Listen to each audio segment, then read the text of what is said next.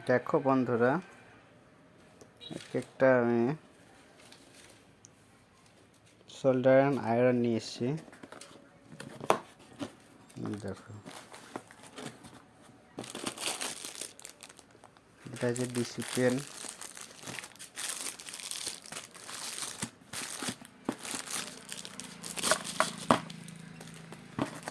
এই দেখো DC pen, হচ্ছে এটা ড্রাইভার।